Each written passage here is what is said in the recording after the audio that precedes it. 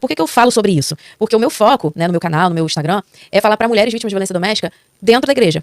Que, infelizmente, a maioria dos líderes aconselham a orar, a se calar, a ser sábia, sendo que isso é crime. Crime é pra ser denunciado e é pra separar, é pra sair de casa. Hoje a gente tá vindo com conteúdo, né, um assunto bem interessante em relação à violência doméstica. Durante os 9 anos de casada, a Ellen passou por 9 anos de violência doméstica. E hoje ela vai contar um pouquinho pra gente como é que foi esse processo, como é que foi viver dentro de uma violência doméstica, como é que é viver dentro dessa relação abusiva. Ellen, quando você teve esse start, quando você teve essa virada de que estava vivendo dentro de uma violência doméstica? Nos primeiros 8 anos de casado, eu não queria me separar em hipótese nenhuma. Eu amava, na verdade, isso não é um amor, né? Isso é uma dependência emocional, que é o perfil da vítima. A vítima acha que ama, acha que aquilo ali que ela vive é normal, por uma série de fatores que eu tenho vídeos no meu canal que eu explico sobre, e eu achava que eu não podia me separar em hipótese nenhuma, que eu tinha que lutar pelo meu casamento, eu orava, pedia muito a Deus pra poder ele mudar, e ele tinha ficado mais de um ano sem me agredir, pesado, né? Agressões físicas pesadas. Porque ele me deixava toda machucada mesmo, toda roxa, me enforcava. Por várias vezes eu poderia ter morrido, né? E até que ele cometeu uma agressão de me dar um chute e quebrou uma costela minha. Depois dessa agressão, que eu achei, inclusive, que eu ia morrer naquele dia, porque quem já quebrou a costela sabe, é uma dor absurda, ele ficou mais de um ano sem me agredir fisicamente, porque ele ficou, eu acho que ele assustado, né? Tinha agressão verbal, agressão psicológica, empurrão, puxão de cabelo, mas a mais pesada mesmo, de dar socos, chutes, ele segurou por mais de um ano. Quando veio uma nova agressão, foi que eu me dei conta. Eu achei que ele estava mudado e ele não estava, né? Eu falei, eu vou continuar apanhando, ele vai continuar me batendo sempre. E eu falei assim, não, eu preciso me separar. E também outras coisas que eu observei que já estava afetando a minha mente, né? O meu psicológico. Eu cheguei um dia em casa, eu subi o elevador do meu prédio. Quando eu cheguei no corredor, eu esqueci se eu morava pra esquerda ou pra direita. E próximo também, mais ou menos ali no mesmo período, eu fui abrir a porta da minha casa e ao invés de eu abrir com a chave de casa, eu fiquei apertando o botão do carro, do segredo do carro pra abrir a porta. E aí quando eu me dei conta do que eu tava fazendo, eu entrei em casa, né? Eu me joguei no sofá chorando e falei, Deus, eu não quero mais isso pra mim. Isso precisa acabar, o Senhor não tem isso pra mim. Não tenho que continuar vivendo nisso. E aí, realmente, foi que eu comecei a ver que eu precisava me separar. Contei pra uma amiga minha, né, que também já tinha sido vítima de violência doméstica no passado, e ela falou, amiga, você precisa se separar. Ela é muito minha amiga, ela chorou, né, ela falou, você precisa se separar que ele vai te matar. E aí foi quando eu comecei realmente a pensar em me separar, e aí, a partir daí levou mais um ano. Nesse um ano, você disse que era da igreja, né? Você relatou à igreja, pediu ajuda lá, as pessoas, os pastores, né? Sim, então, quando eu falei com a minha amiga, ela falou, conversa com os pastores, conversa com a pastora. E aí, eu fiz isso. Fui até a igreja e fiz esse gabinete com essa pastora. E foi muitas horas ali, né? Eu comecei à tarde e terminou tarde da noite. Comecei devia ser umas 4 horas da tarde, foi até quase meia-noite o gabinete. Nesse período ele chegou também, ele não sabia que eu ia, eu não tinha contado, mas ele do nada apareceu lá. E depois eu fui entender que é porque ele me espionava pelo celular, né? E ele descobriu que eu estaria lá na igreja, que eu combinei com ela pelo celular, mas ele falou que foi Deus que revelou pra ele que eu estava lá na igreja. Ele apareceu, entrou no gabinete também, e ela falou, tá vendo? Olha a família que eu construí hoje, os filhos, os netos. Se eu tivesse me separado lá atrás, nada disso estaria acontecendo. E combinou de a gente fazer um propósito de oração pelo meu casamento todas as sextas-feiras. E eu saí dali, tarde da noite, com ele, entrei no carro junto com ele pra ir pra casa e brigando dentro do carro, me xingando dentro do carro, porque não era pra eu ter ido contar pra ninguém. Eu tenho esse gabinete gravado. Podia gravar? Não, ninguém sabia que eu tinha gravado. Eu gravei o gabinete. De prevenção. Né? Exatamente, eu gravei o gabinete, eu tenho esse gabinete gravado.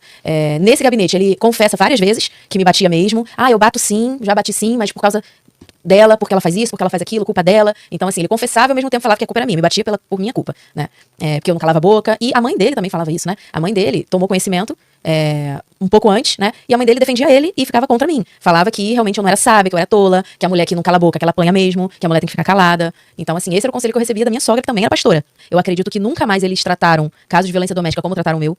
Eu acredito que agora, quando chega algum caso de violência doméstica pra eles devem falar, não, você não pode aceitar, o certo pela lei dos homens é você denunciar, tal. Eu acredito que eles devem ter mudado. Depois mais com a repercussão que teve, exatamente. Né? Então, assim, é isso que eu espero, sabe? Eu não tenho nada contra eles especificamente. Não tenho mágoa deles, perdoei, entendeu? Mas eles são pessoas influentes. Uma igreja grande, sabe? Então, assim, eles podem estar salvando muitas vidas, em vez de estar matando vidas. A família dele também já sabia desse comportamento dele, desse temperamento dele? Então, todos que conheciam ele falavam que desde criança ele era uma criança muito difícil, muito complicada. A própria mãe já falou que na escola a professora pediu pra levar ele no psicólogo, mas ela falou que o filho dela era normal, não tinha problema nenhum, que ela não ia levar ele em psicólogo nenhum. E quando eu me separei, que um outro pastor amigo meu que me apoiou, foi na igreja que o pai dele pastoreava, ele estava lá ministrando louvor normalmente, o meu ex, que ele ministrava louvor, tava ministrando normalmente louvor. E esse pastor falou assim, por que o fulano tá ministrando louvor se ele tá separado da mulher dele, porque batia na mulher dele? Aí o pai dele, pastor, falou assim, era só uns tapinhas. E aí ele falou assim, não, mas é pecado. Aí ele falou assim, ele apoiava porque Ellen não é fácil. Foi a resposta que esse pastor, pai dele, deu pra esse pastor amigo meu, que me contou. Então, assim... E essa era a igreja que vocês frequentavam, né? Era a igreja que eu era obrigada. Por que eu falo sobre isso? Porque o meu foco, né, no meu canal, no meu Instagram, é falar pra mulheres vítimas de violência doméstica dentro da igreja. Que, infelizmente, a maioria dos líderes aconselham a orar, a se calar, a ser sábia, sendo que isso é crime. Crime é pra ser denunciado e é pra separar, é pra sair de casa. Depois ver se vai casar de novo ou não, ninguém é obrigado a casar de novo, mas daquele ali tem que separar. Porque nenhuma mulher, ela é centro de reabilitação pra homem, se tratar, se curar. Até porque ele não vai se curar, ele não vai se tratar, porque ele não quer. É o perfil do abusador. Depois que tudo aconteceu, eu comecei a estudar muito sobre o assunto. Isso enquanto você estava casada com ele ainda, ou você não, separou e depois que começou eu separei, a procurar? Sim, entendi. Depois que eu separei, que eu passei pelo meu processo de cura, que eu fiquei sarada de tudo aquilo, daquelas feridas, da baixa autoestima, que eu tinha muita. Depois disso tudo que eu comecei a buscar pra militar sobre essa causa, né? Aí eu vejo muito conteúdo sobre isso, né? Leio livros sobre isso. E o perfil da vítima é sempre o mesmo. E por isso que até muita gente fala assim, mas quem garante que a vítima foi lá deu queixa na Maria da Penha? E é verdade. Tem um questionário que a gente faz, eu fiquei quase 2 horas na DEAN preenchendo o questionário. O questionário é impressionante como tudo bate. Todas as características batem. Eu tudo respondia sim, sim, sim, sim. Era tudo um perfil que já tem traçado do agressor e também da vítima. Então, assim, eles são especialistas, o pessoal da polícia, da justiça, eles sabem se é verdade ou mentira. Tem como saber. E eles veem, quando os relatos, que é tudo igual, os relatos são os mesmos. Só muda o endereço, como diz, né? Então, assim, infelizmente, a maioria dos líderes aconselham assim, a orar, voltar pra casa. Não, isso é espiritual. E nisso acontecem dezenas de relatos de feminicídio. 50% dos casos de violência doméstica que são denunciados na delegacia são de mulheres evangélicas. E esse número ainda é muito maior. Por quê? Muitas não vão denunciar. Ou por temor, né? Acha que tá errada, que ela não pode fazer aquilo, que vai estar desagradando a Deus. Ou porque o líder falou que não pode denunciar, que tem que orar. Então, esse número de mulheres evangélicas vítimas de violência doméstica ainda é muito maior que 50%. A violência dentro da igreja é algo que a gente vê como um caso mais delicado, porque não é tão abordado, porque a própria igreja acaba escondendo, né, esses assuntos pra não criar um caos dentro da igreja, né, via fechar. Em relação à atitude, no caso da pastora que não te aconselhou a procurar fazer denúncia, a se separar, como é que você vê essa posição que ela teve naquele momento? Hoje, como é que você enxerga essa posição dela? Assim que eu cheguei no gabinete, né, ela falou assim, no seu caso, como você não tem filho, eu diria pra você sair de casa. Ou seja, se eu tivesse filho, não era pra eu sair de casa, porque eu ia estar destruindo um lar. Nossa. Sendo que, na verdade, é comprovado isso, que é muito melhor para os filhos, para as crianças, realmente que se separe. Porque o trauma, a influência que vai ser gerada na cabeça desses filhos, o pai que agressou continuando casado junto ali, morando juntos, é muito pior do que a própria separação. Então, assim, tem que separar, sim, pelo bem dos filhos, pela vida da mulher e pelos filhos também tem que separar. E ela falou que eu poderia separar porque eu não tinha filho. Mas em momento nenhum falou pra eu denunciar na delegacia. Mas depois, no final do gabinete, a conclusão foi, vamos orar. E eu voltei pra casa com o meu agressor do mesmo jeito. Hoje, eu sou enfática, né? Tem agressão física? Separa e vai direto na delegacia denunciar. Quando eu fui denunciar, eu tinha umas marcas, né, que ele tinha me batido. Só que, infelizmente, eu sofri uma outra violência também, que é a violência institucional. Que é muito comum também, principalmente quando são homens que atendem na delegacia. Infelizmente, também tem mulheres que atendem na delegacia que fazem isso, mas a maioria é homens. Cheguei na delegacia, o inspetor que tava lá me desestimulou a denunciar. Porque ele falou, porque ele sabia que dava muito trabalho, né? Tanto é que depois, quando eu fui denunciar, que ele foi me perseguindo, tive que denunciar. Eu fiquei 2 horas lá, né? Então ele não queria ter esse trabalho. Então ele falou, poxa, a Maria da Penha não tem como retirar agora. Muitas mulheres se arrependem depois. Aí não tem mais como retirar e fica com o marido. Aí ele tem que passar por todo o processo da Maria da Penha e ela tá com ele. Ou seja, insinuando que talvez eu voltasse com ele, né? Sendo que ele tinha que fazer o trabalho dele. E ele falou assim, vai pra um lugar seguro, vai pra casa de uma amiga, vai pra casa dos seus pais. E aí, se ele ficar te perseguindo, você denuncia. E dito e feito, ele foi me perseguindo, eu denunciei, só que aí eu já não tinha mais as marcas. Então, ele não teve prisão em flagrante. Porque se eu tivesse feito o corpo de delito quando eu estava com as marcas, ele teria sido preso. Nós tivemos um avanço muito grande com a Lei Maria da Penha, muito mesmo. Eu li o livro da Maria da Penha, a história dela é chocante, é bizarra. Pra você ter noção, o crime prescreve com 20 anos. Faltava poucos meses pra fazer 20 anos quando o marido da Maria da Penha foi condenado. Mas foi pouco tempo, sendo que ele deixou ela tetraplégica, né? Meu Deus. E ele deu um tiro nas costas dela e afetou a coluna dela, né? Foi um tiro pra matar, mas graças a Deus ela não morreu. Então ela teve que recorrer ao Comitê Internacional de Direitos Humanos, porque a justiça brasileira não estava fazendo. E aí o Comitê Internacional interveio no Estado, no Brasil, né? E exigiu uma postura. E aí foi quando condenaram ele. Né? E ele se casou de novo com outra pessoa depois e foi denunciado de novo por violência doméstica, por essa outra pessoa que casou com ele, que uma pobre coitada, né? Que sabendo do histórico dele ainda caiu. Então, assim, depois da Lei da Maria da Penha, melhorou muito, muito mesmo. Até essa questão de retirar. Eu, quando fui, né, lá no juizado, chegou uma moça, junto com o marido, lá, pra retirar a queixa. Porque eu tava com a cabeça quente, não sei o quê, pra retirar. Aí eu virei pra ela, chorando. Falei assim, não faz isso, moça. Não faz isso. Não tinha como ela fazer. Realmente, hoje não tem mais como retirar a queixa. Mas eu quis dizer, não faz isso, se submeter a isso. Essa humilhação, essa coação dele. Porque ele foi junto com ela, coagindo ela, com certeza. E aí ela virou pra mim e falou, quê? Aí eu, não faz isso. Ela olhou assim, virou a cara e saiu. E aí a moça explicou pra ela que não tinha como retirar. Realmente, então isso é um avanço. Mas temos muito ainda que melhorar, muito que progredir. Eu costumo dizer que pior do que a violência doméstica que eu sofri, foi a violência religiosa que eu sofri. Porque eu fiquei meses nessa igreja ainda e sofrendo muito. Porque foi total descaso comigo. Eu trabalhava na igreja, assim, fazia várias atividades na igreja, eu fui tirada de tudo, fui proibida de fazer tudo na igreja. Sendo que eu era vítima, eu não estava errada. Eu nunca traí ele, sabe? Eu não fiz nada errado. Eu estava total direito, totalmente correta, e eu fui colocada como a errada. Então eu não podia fazer mais nada na igreja, não tive nenhum apoio. Um caso tão sério, tão delicado desse, tão grave, eu não tive nenhum apoio. Quem me deu todo o apoio foi meu pai, que também é um pastor. Eu fui pra casa do meu pai, se não fosse pelo meu pai, não sei como é que teria sido. E aí, nesses primeiros meses, depois da separação, eu sofri muito, muito mesmo, assim. Não porque eu o amasse, mas porque foi um rompimento, uma ruptura, foi, assim, muito abrupto, muito brusco, e ninguém tá preparado pra isso. Ninguém casa pra se separar, ninguém quer passar por uma coisa dessa, ninguém adivinha que vai passar por uma coisa dessas. Então, foi muito sofrimento mesmo, muita humilhação, os primeiros meses ali, mas Deus cuidou de mim, né, o tempo inteiro. Eu cheguei a fazer terapia, né, e eu tive um momento, assim, que foi da minha cura. Foi, assim, um dia realmente milagroso, assim, que a partir daquele dia, realmente, eu me vi curada. Eu, assim, botei tudo pra fora, descarreguei tudo, falando comigo mesmo, sabe? Aquela coisa que você fala com você mesmo, assim, diante do espelho ali, falando, chega de baixa autoestima, você é linda, você é maravilhosa, porque eu me achava feia, eu não gostava de tirar foto, eu era 20 quilos a menos do que eu sou hoje, e eu me achava gorda, né? Eu parecia, eu era um esqueleto, eu tinha 50 quilos, 51 quilos. E você acabava não se enxergando, né? exatamente. Não gostava, não tirava selfie. E ele também sempre criticava qualquer foto minha. Nossa, tá feia, tá horrível. É o perfil deles fazer isso. Então, assim, eu não podia ter Instagram. Eu cheguei a fazer Instagram 3 vezes. As 3 vezes ele mandou eu desativar o Instagram. Enfim. E aí, naquele dia ali da minha cura, né, que eu falei assim, não, chega, não basta. Eu dei um basta, chega. Quando acabou aquele momento ali, parecia que tinha tirado uma tonelada das minhas costas. E eu falei assim, eu tô mudada, eu tô diferente, eu sou uma nova pessoa. E aí, a partir daquele dia, realmente, tudo aqui dentro mudou. Foi realmente uma chave que virou, sabe? E uma frase que marcou, assim, essa minha virada, assim, de chave mesmo, é de até uma pastora, né, evangélica. Ela fala assim, uma ferida fechada é um ministério aberto. E aquilo que tinha sido uma ferida na minha vida se fechou, virou só uma cicatriz, e um ministério na minha vida se abriu, que foi esse de ajudar essas mulheres.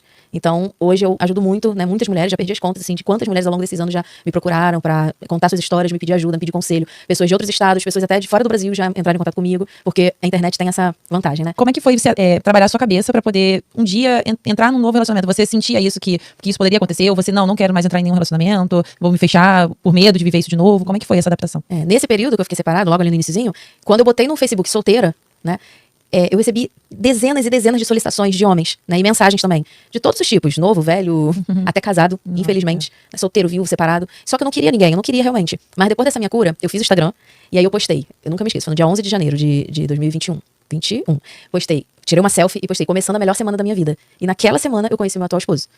Assim, então você conseguiu casar, entrar numa relação... Ele foi e é muito paciente comigo, né? Assim, ele é totalmente diferente, porque ele é uma pessoa saudável, né? Ele não tem um transtorno, um distúrbio. Então, assim, ele me entende, tem paciência comigo, sabia de tudo, ele não entrou enganado nesse relacionamento, né? Ele sempre soube de tudo, nunca esconde nada. Durante o namoro, algumas atitudes que ele tinha eu estranhava, porque eu não estava acostumado com aquilo. Gentilezas, sabe?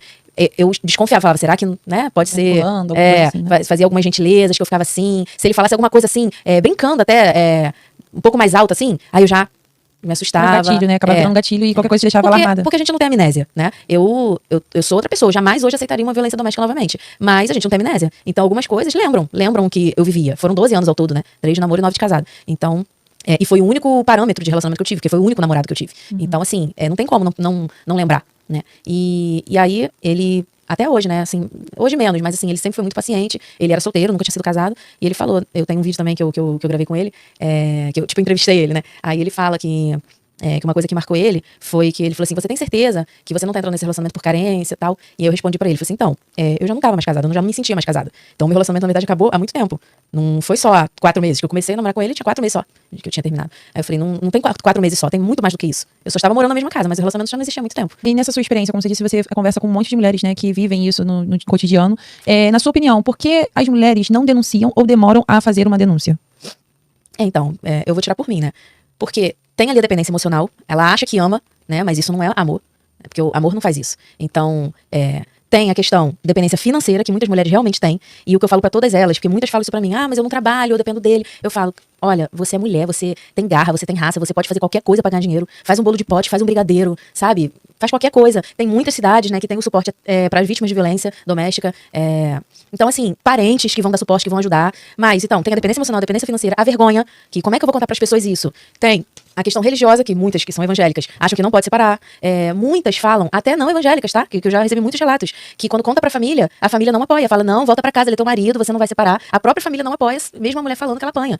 Então, assim, é uma sociedade, realmente, como você falou, machista, que tem muito ainda que mudar. Muito que mudar. Como se o homem tivesse direito de fazer o que ele quer com a mulher, e não é assim. O relacionamento abusivo, né, ele tem 3 estágios. É o estágio da atenção, a fase da atenção, que é quando o homem tá ali conquistando, né? Você sim. Ainda tá naquela manipulação. Sim. Aí depois vem a agressão, que é a fase da agressão, ele agride verbalmente, fisicamente. Sim. E depois tem a fase lua de mel, sim. Que é quando ele pede perdão, desculpas, diz que não vai fazer mais, e que vai melhorar, que vai se cuidar, e etc. Isso.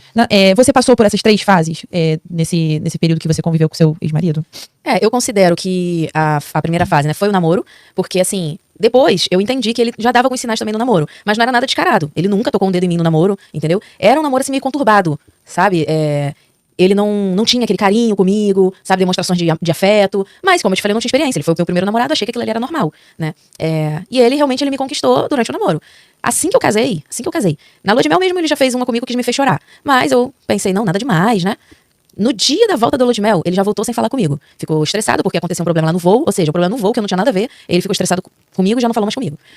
Na primeira semana de casar, dentro de casa, já teve a primeira agressão verbal e psicológica. Ele me xingou, né, e aquilo ali perdurou ali as primeiras semanas de casado, e com 2 meses de casado já veio a primeira agressão física. Então assim, foi tudo muito rápido. E como você falou, né, todas as vezes que tinha ali agressão, ele pedia perdão, falava que não ia fazer mais. Mas por fim, até por conta da pandemia, que foi no início da pandemia, né, a gente ficava direto juntos em casa, ele já tava assim tão sem vergonha, que ele já nem pedia mais perdão, e ao contrário, ele falava que a culpa era minha. Eu fiz isso porque você fez isso, a culpa é sua. Eu não queria fazer, você me forçou a fazer. Ele falava assim, quando eu te bato, dói mais em mim do que em você. Nossa. Igual o pai fala às vezes, né? E assim, como eu fiquei muito junto com ele como eu te falei no início da pandemia, eu percebi que ele tinha quadros de mudança, assim, de humor, de temperamento, de personalidade. E eu fiz um quadrinho, eu fiz uma tabelinha pra catalogar, categorizar os temperamentos que ele demonstrava, né? E eu detectei quatro fases dele. Uma era a fase boa, que ele tava de boa, que era a maior parte do tempo, deu uns 50 e poucos %. Ou seja, a maior parte do tempo ele tava bem. Até por isso também que a vítima acaba ficando muito tempo. Porque pensa assim, poxa, mas ele é bom, ele faz coisas boas pra mim, não é o tempo todo ruim. E aí vai aguentando, vai suportando, né?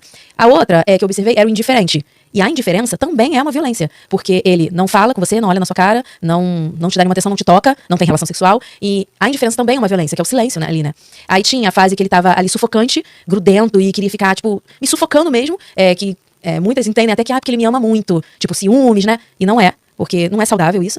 E tinha a fase agressiva propriamente dita, que era violenta, né? Que ele realmente xingava, surtava, gritava, batia, quebrava as coisas, a violência patrimonial. Ele quebrava um monte de coisa dentro de casa, quebrou vários celulares, quebrava porta-retratos, quadros. Ele tentava, tipo, até me deixar doida. Ele falava assim, não, eu não te bati. Às vezes ele falava que não tinha me batido. Como não? Isso daqui apareceu como? Esse rosto apareceu como? Capaz de falar às vezes que você que tinha batido nele, né? Não, mas ele falou, quando a gente se separou, ele apareceu uma semana depois, todo arranhado, e falou que tinha sido eu. Sendo que a gente tava uma semana sem se ver, e a última vez que a gente tinha se visto com todo mundo. Tava meu pai, a mãe dele, a advogada, tava um monte de gente. Então era impossível eu ter feito aquilo. E ele, todo arranhado, falou que tinha sido eu. Eu tenho visto muito crescente também, muitos reels, né, muitos vídeos assim, que fazem vídeo tipo engraçado da mulher batendo no homem. Cara, isso não é engraçado, não normaliza isso. Não normalizem isso. Se fosse um vídeo do homem batendo na mulher, meu Deus, esse cara ia ser preso. Mas o vídeo da mulher batendo no homem, todo mundo ri, acha engraçado. Não é engraçado. Violência doméstica é triste, mesmo que seja contra homem. As pessoas normalizam tanto essas brincadeiras de dar tapinha, de fazer qualquer coisa assim, beliscar aqui, não sei o que, dar um soquinho ali. Sabe o que também é violência? Cosquinha. Cosquinha, não sabia. Fazendo não. cosquinha, e até a pessoa para, e o outro não para de fazer cosquinha. Isso também caracteriza a violência. Porque a partir do momento que a pessoa falou, para, eu não quero, o outro tem que respeitar. Então, isso serve também pra crianças também, né? Muitas pessoas acham que pode fazer sem limite qualquer coisa com criança. É criança, e também fica fazendo cosquinha sem parar na criança e a criança não quer. Temos perguntas aqui no chat. Fala pra mim a primeira pergunta, Gerson. Então, tem a pergunta aqui pra Ellen, da Sabrina. Ellen, acompanho a sua história há algum tempo e pude perceber que o seu pai é cristão e seus irmãos também. Qual foi o posicionamento deles diante da sua questão? Então, eu tive total apoio, né, da minha família, do meu pai, que é pastor, meu irmão mais velho é pastor, meu irmão mais novo é presbítero. Eu tive total apoio, eles com certeza abominaram toda essa situação, né? A vontade de qualquer ser humano saber que uma filha ou uma irmã passou por isso tantos anos, debaixo do nariz deles sem eles saberem, fazer justiça com as próprias mãos, né? Eu tenho vários primos, né, que são policiais, enfim. Mas a gente entende que não cabe a nós a justiça, né? Além de ser errado, né, diante dos homens, também é errado diante de Deus. Então, assim, eles esperaram que a justiça realmente fosse feita. E ainda que a justiça não seja feita, a gente entende que ainda que a pessoa não pague aqui, ela vai pagar na eternidade, pelo menos. Então, assim, nós, minha família, meu pai, né, apesar dele ter ficado muito chateado com isso que aconteceu, na época chegou a ficar com pressão alta, mas depois normalizou, graças a Deus. Mas nós ficamos relativamente calmos e tranquilos em relação a isso, por conta de confiar em Deus mesmo. Tem a pergunta aqui da Cissa Lopes. Se um pastor não tem discernimento para ajudar uma mulher em uma situação de agressão doméstica, por que acreditar nele como uma inspiração espiritual? Então, é difícil falar assim de alguém que a gente não conhece, né?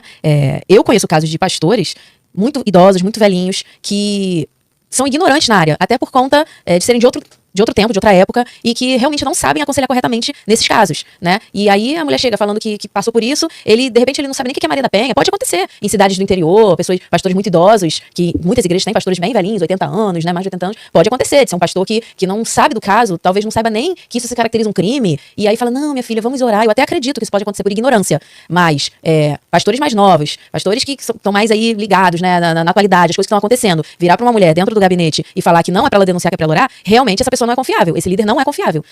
Infelizmente, o que aconteceu comigo, quando eu fiz a denúncia, né, que o pastor tomou conhecimento, ele falou que agora, por que você denunciou ele? Agora ele não vai poder nem prestar um concurso público. Eu falei, não tem nada a ver com isso, ele tinha que ter pensado nisso antes.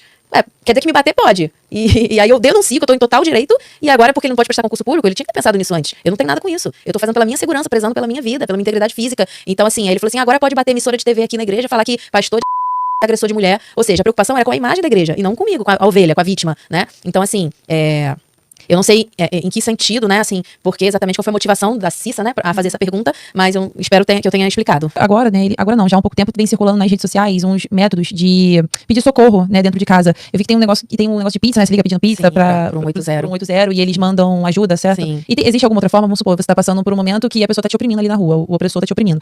Na rua você consegue fazer algum sinal que as pessoas possam se reconhecer e saber que você tá passando por aquele momento e precisa de ajuda? Tem sim, né, o sinal da mão, né, você faz assim. Agora, infelizmente, aquela frase, né, em briga de marido e mulher, ninguém mete a colher. Que a gente tem que mudar isso, né? Tem que colocar na cabeça das pessoas que em briga de marido e mulher a gente salva a mulher. Só que, infelizmente, as pessoas não querem se meter, né? Eu costumo falar que, tipo assim, você tá na sua casa, você ouve briga de casal, você, dependendo do nível de que você estiver ouvindo, tem que ligar e falar, olha, não sei o que tá acontecendo, mas aqui no apartamento do lado tá tendo uma briga muito feia e tal. A denúncia anônima, entendeu? Tem que denunciar. Teve até um caso recente, eu até postei, que ficaram por mais de 1 hora ligando, falando, poxa, o cara tá arrebentando a mulher, vem que o cara tá arrebentando ela tá gritando muito, e até que ela parou de gritar, quando a polícia chegou mais de 1 hora depois, ela já estava morta. Então, de repente, tivesse sido rápido, ela não teria morrido. Então, assim, não é pra qualquer um. Se você fizer assim pra qualquer um na rua, mesmo que a pessoa saiba... Eu, particularmente, não sabia, né, desse sinal, assim. Mesmo que a pessoa saiba o que significa, ela não vai querer se meter, ela vai ficar com medo. Então, de repente, se for uma câmera de segurança, ou um policial, ou até segurança pública, né, assim, na rua e tal, é uma forma. Mas eu acho que realmente a mais segura é a ligação mesmo. Eu cheguei a fazer uma ligação quando eu tinha, acho que 5 anos de casada, 6 anos de casada, porque ele quebrou meu nariz, né? Quebrou meu nariz, quando escorreu sangue, eu falei assim, não pode ficar por isso mesmo. Aí fui, liguei, e aí a moça me atendeu, ela perguntou o endereço. Aí eu falei assim, por quê? Vai vir aqui? Ela, sim. Nesse dia ele seria preso, né? Aí eu falei assim, não, então deixa, porque eu não queria o escândalo da polícia indo na minha porta, entendeu? Onde eu morava, o que os vizinhos vão pensar. Então, só que, o que eles vão pensar? Eles já pensavam, que eles ouviam as brigas. Eu gritava, quando ele me batia, eu ficava gritando, e eles já ouviam. E eu preocupado com o que eles iam pensar quando a polícia fosse. O que você daria de conselho, Ellen, pra essas mulheres que vivem hoje dentro de um relacionamento abusivo, tóxico, que desestabilizam o emocional delas e elas não conseguem sair? Qual o conselho que você daria pra essas mulheres hoje? Sim.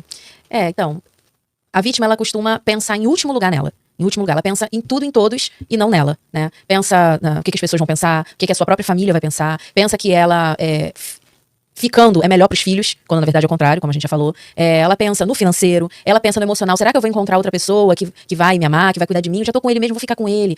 Tem uma conhecida que ele falava pra ela, que é muito comum, ninguém vai te querer com filho, né, que eles atacam, eles mexem realmente na autoestima, né, da vítima. Então, assim, ela pensa em tudo isso. Se ela é evangélica, ela pensa que tá errado, que não pode fazer, que a igreja não vai aceitar ela, que ela vai estar pecando contra Deus, menos nela. Então, o conselho que eu dou pense primeiro em você. Você está correndo risco de vida. É a sua vida, risco de morte, né? Você está correndo risco de morte. É a sua vida que está em jogo, a sua integridade física. Então, corra pela sua vida, salve a sua vida. Saia dessa casa, saia desse lar, levando seus filhos, né, pequenos, e procure ajuda. Alguém vai te ajudar. Minha mãe não me apoia. Vê uma amiga que vai te ajudar, sabe? Procura, se não tem ninguém mesmo, quando for na delegacia, quando for na polícia que der queixa, fala, olha, eu não tenho pra onde ir, eu não tenho ninguém. Eles vão ver se tem algum local específico ali naquela cidade pra acolher as vítimas de violência doméstica. Alguma coisa, existem projetos que empregam mulheres vítimas de violência doméstica pra poder ela ter o seu sustento ali, entendeu? Mas assim, o conselho maior saia de casa, separe pela sua vida e pela vida dos seus filhos. Tem uma pergunta aqui da Mônica. Ellen, eu vivi violência doméstica por 5 anos e tentei suicídio 3 vezes. O suicídio chegou a passar pela sua cabeça? Não, né? Eu nunca pensei em tirar minha vida, até porque eu sabia que isso era errado, né? Mas eu desejava morrer todos os dias. Nesse período que eu tava casada, a minha mãe faleceu de câncer, né? Sem saber de nada, ela nunca soube. E quando ela morreu, eu pensei, Deus, por que não fui eu que morri no lugar dela? Por que minha mãe, tão nova, uma mulher maravilhosa, uma mulher tão boa, e por que não fui eu que morri? Que ia acabar todo esse meu sofrimento. Eu não tinha propósito de vida, eu não tinha prazer em viver, eu não tinha perspectiva em viver. Então todos os dias eu queria morrer. No dia da agressão que eu falei da costela, que ele quebrou minha costela, ele falou, vamos no hospital. E eu não quis ir no hospital, porque eu pensei que eu tive uma hemorragia interna e vou morrer essa noite. E eu quis ficar em casa porque eu pensei que eu ia morrer, e eu queria morrer. Então, assim, eu queria realmente morrer todos os dias, mas eu nunca pensei em tirar minha vida. Isso realmente nunca. Mas hoje eu amo viver. Hoje eu não quero morrer mais, não quero. Eu amo viver uma vida, sabe? Não passa mais isso pela minha cabeça, graças a Deus. Mas realmente a pressão é tanta, que você deseja realmente. Muitas mulheres tentam suicídio, muitos até se suicidam, né? Infelizmente. É verdade. Mais alguma pergunta? Tem mais uma aqui sim. Pode falar. Amanda, ela quer saber como que a Ellie se sente tendo o apoio do marido dela com esse ministério dela em cima do tema violência doméstica dentro das igrejas. Eu sou muito grata ao meu marido, eternamente grata a Deus, né, pela vida dele. Um beijo, meu marido. Ele vai assistir depois, que ele tem outro compromisso agora. Sou muito grata por ter encontrado ele, por ele me apoiar, por ele me me dar essa força aí, né? Hoje mesmo ele mandou mensagem, eu vindo pra cá, falei, tô muito atrasada. Aí ele falou assim, que Deus te use muito lá pra você ajudar muitas mulheres. Então, assim, ele é um fofo e eu sou muito feliz por ter ele, graças a Deus. Ele te dá muito apoio, né, em Sim, relação a isso. E você dá muitas palestras também, né, pra mulheres. Eu tava acompanhando o seu trabalho na internet. É uma responsabilidade muito grande você orientar essas mulheres que estão perdidas, vivendo no momento que elas estão perdidas na vida delas, sem saberem o que fazer. Como que é carregar essa responsabilidade de você passar e falar o que ela realmente precisa ouvir, nesse momento tão difícil pra ela? Na verdade, assim, a decisão é da pessoa, né? Porque quando eu estava lá no passado, nos primeiros 8 anos, se alguém chegasse pra mim e falasse o que eu falo hoje, falasse, você precisa se separar porque é pecado você aceitar, porque eu achava que era pecado me separar, e na verdade é pecado eu deixar o outro me bater, porque o meu corpo é templo do Espírito Santo, se eu deixo o outro me bater, eu tô sendo conivente com o pecado, com crime e com pecado, então eu estou errada. Então, se falassem isso pra mim, eu não ia aceitar, falava, não, tem que lutar pelo meu casamento até o fim. Uma outra coisa muito interessante, a frase, até que a morte separe, ela não está na Bíblia, essa frase foi criada por um filósofo. Qualquer um pode dar em Google procurar. Não está na Bíblia essa frase. E as pessoas reproduzem como se fosse Deus tivesse falado. Até que a morte separe. Deus nunca falaria isso. Até que a morte separe o quê? Até que o homem mate a mulher?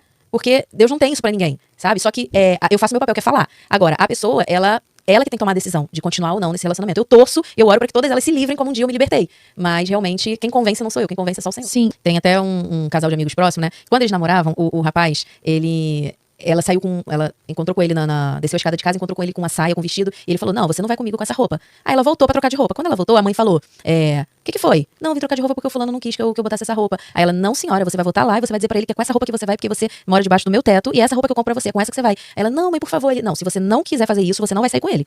Aí ela voltou e falou, então, minha mãe falou que eu tenho que ir com essa roupa e tal. Ele, tá bom. E aí, nunca mais. Se naquele primeiro episódio ela tivesse passado, ele ia começar ali o domínio sobre ela. Começar a dominar sobre ela. Porque muitos casos de relacionamentos tóxicos e abusivos, como você falou, começam com coisas pequenas. Se ele percebe que ela tá na minha mão, ela tá deixando eu fazer o que eu quero, ele vai piorando, vai gravando. Até a mulher está totalmente presa e não conseguir mais sair daquilo. Porque o agressor, ele não começa batendo. O agressor começa nesses estágios aí aos pouquinhos, entendeu? Eu tava até vendo aqui antes de você chegar, que 27% das mulheres de 15 a 49 anos sofrem pelo menos violência uma vez na vida, né? 27% é uma porcentagem muito grande perto da quantidade de mulheres que existem no mundo. Eu ia citar exatamente essa estatística, né? E dizer que esse número com certeza é maior, porque muitas mulheres sofrem violência doméstica e nem sabem. E nem sabem também. Porque já teve mulheres que falaram pra mim que eram empurradas, puxão de cabelo, empurrão, e não sabiam que era violência doméstica. Elas achavam que violência doméstica era só espancar. E existem 5 tipos de violência, né? Se eu não me engano. Na verdade, existem 20, mas essas 5 são as mais conhecidas. Que é verbal, psicológica, física, sexual e patrimonial. São as 5 mais conhecidas. Mas, assim, muitas mulheres não sabem que passam, né?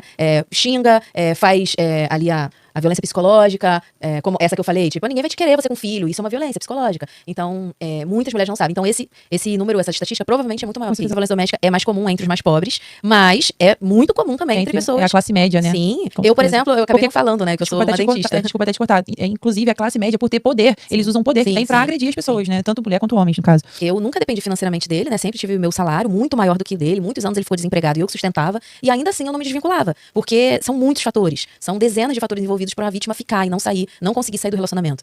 A Pamela Holanda, né? Ela era uma arquiteta, com 2 milhões de seguidores no Instagram, e ela apanhava do DJ Eve. Sim. Penso que isso que a gente acabou de falar, né? De observar logo no início do relacionamento. Se você observar qualquer coisinha que sinalize, não insista.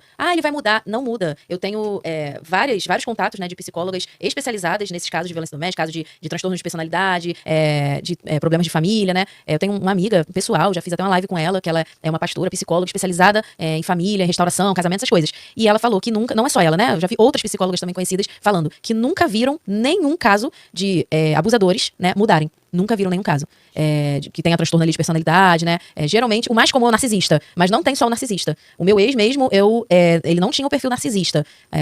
Era outro tipo de transtorno de personalidade dele. Então, assim, se você observar algum indício, não insiste, termina esse relacionamento, porque eles não mudam, não ficam. Se você já tá nesse relacionamento, não, ele vai mudar. Teve uma vez uma que me procurou e falou assim, casada há 30 anos, eu tô percebendo que ele tá mudando, 30 anos sofrendo, a cara dela era de acabada, a vida inteira sofrendo com um homem, com 30 anos de casada, falando que tá percebendo que ele tá mudando. Eles não mudam, não insista nisso, tá? Seja em qualquer fase, se for no namoro, se já estiver casada, tá? E, não, mas Deus pode mudar. Deus também não muda se a pessoa não quiser mudar. Deus só muda, Deus não muda, né? A pessoa que tem que resolver tomar a decisão de mudar. Mas como eles têm um transtorno de personalidade, eles não mudam, eles não vão tomar essa decisão. Então, não insista nisso. Deus não tem isso pra nós. Tem um versículo na Bíblia, quando Paulo tá falando exatamente sobre casamento, relacionamento, ele fala, Deus não nos chamou pra servidão. E servidão é isso, viver uma vida com um relacionamento de violência doméstica, um relacionamento abusivo é servidão. Deus não tem isso pra nós, Deus não tem isso pra você. Eu queria dizer que eu tenho muito, assim, Além de empatia, eu acho que você é uma pessoa muito guerreira. Por tudo que você passou, acho que depois disso tudo, você ainda ter voz pra poder ajudar outras mulheres, se expor, expor tudo que você viveu pra poder ajudar outras pessoas, assim, isso é surreal. Parabéns pelo seu primeiro passo, né? Esse passo de você ter dado, que não é fácil, de encarar tudo que você viveu pra poder ajudar e acolher e abraçar outras pessoas que passam por isso sozinhas. Parabéns, tá? Continue assim. Obrigada.